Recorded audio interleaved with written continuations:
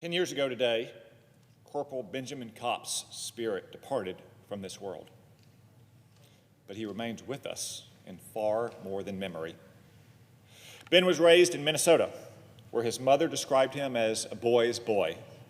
He played in the dirt with toy trucks and revered his great-grandfather, a decorated veteran from World War II. Then came 9/11, which changed Ben's life forever, just as it changed the lives of so many Americans.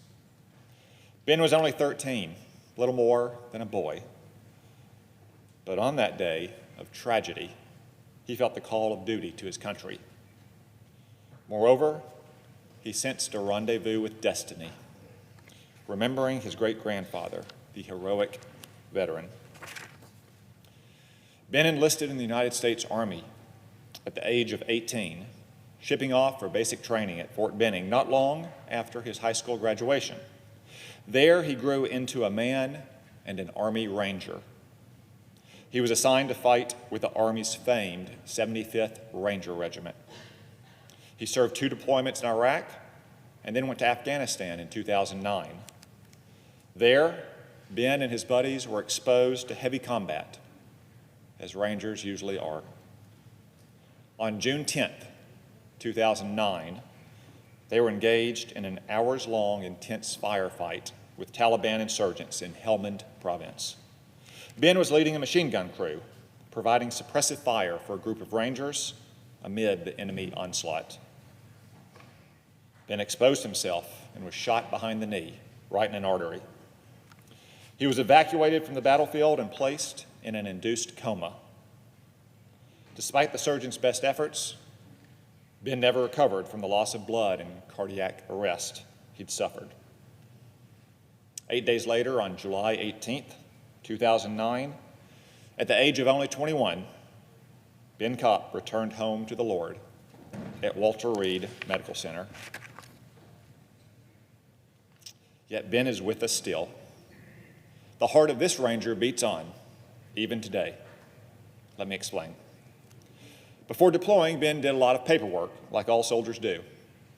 On one form, he checked a box to be an organ donor. And where it asked which organs he wished to donate, he simply wrote, "Any that are needed."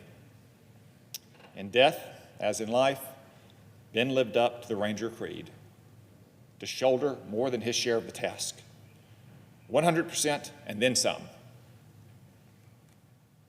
And so, just 2 days after Ben's heart stopped beating, it beat anew in the chest of Judy Meikle, an Illinois woman who'd waited 7 months just to get on the organ donation list.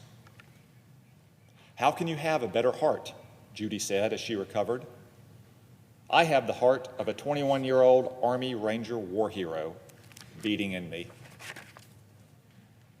Ultimately, scores of people came to benefit from the sacrifice of this young soldier in Minnesota, from his very blood and bones.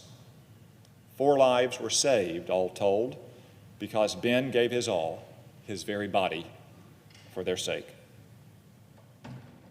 Ben departed 10 years ago, but his legacy lives on in the patients whose lives he touched, and through the brave works of his mother, Jill, who has devoted her life to veterans' causes.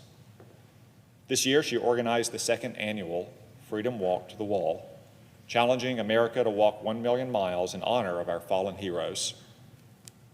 The tragedy of Ben's loss has touched Jill in unexpected ways as well. She has remained close with the Army Rangers who served alongside Ben, and even those who'd never met him. Just recently, 2 freshly minted Rangers from Minnesota reached out to speak with Jill. You could say that she lost her son, but gained a family of Rangers. In Genesis, it's written that the Lord God created Eve from the rib of Adam, the first man. And when God brought her to Adam, he said, "This is now bone of my bones and flesh of my flesh." That mysterious passage takes on new meaning when we reflect on stories like Ben's. Thanks to his willing sacrifice, Ben connected with scores of his countrymen in one of the most intimate ways imaginable. For all time, they will remain bone of his bone and flesh of his flesh. Rangers lead the way. That's what new Rangers learn at Fort Benning. In life and in death, Corporal Ben Kopp led the way. And his story will inspire us for many years to come, for indeed, he is with us still.